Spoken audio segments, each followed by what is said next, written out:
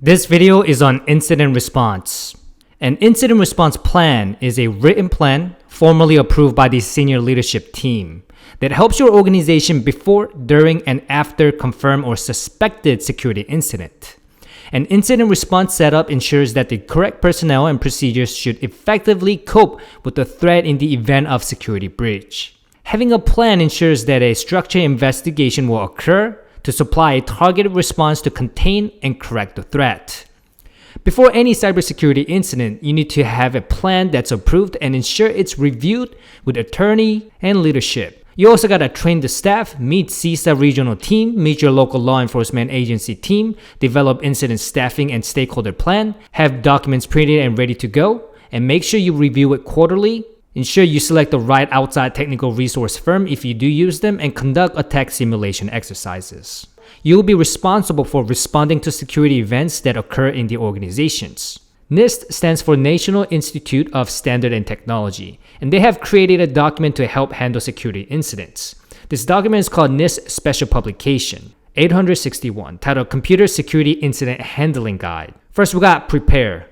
The key to handling any security incidents properly is to make sure you're prepared. This includes having the right communication method, the right people, the processes, hardware and software tools. There will also need to be some sort of documentation that organizations maintain so that this becomes a repetitive process. Policies and procedures are the critical piece, so make sure you prepare those appropriately.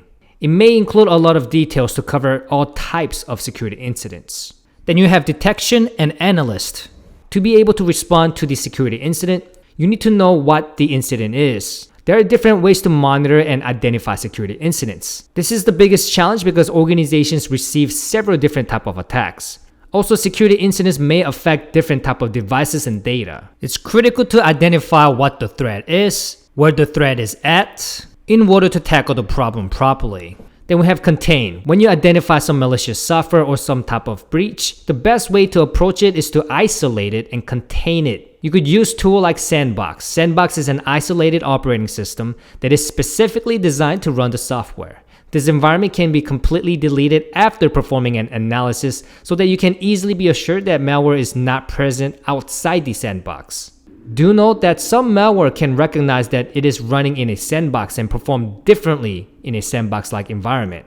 You also need to make sure you eradicate the threat to ensure proper recovery and remove it from that system to recover the system. Sometimes this includes completely deleting assets from the system, recovering all the stuff from known backup, and fixing the vulnerabilities that caused the incident to occur the first time. This also may include things like applying patches, modifying firewall, to ensure the perimeter is locked down properly. Next, we have lessons learned. Once the incident is over, you can look over what process has worked and what did not during the incident.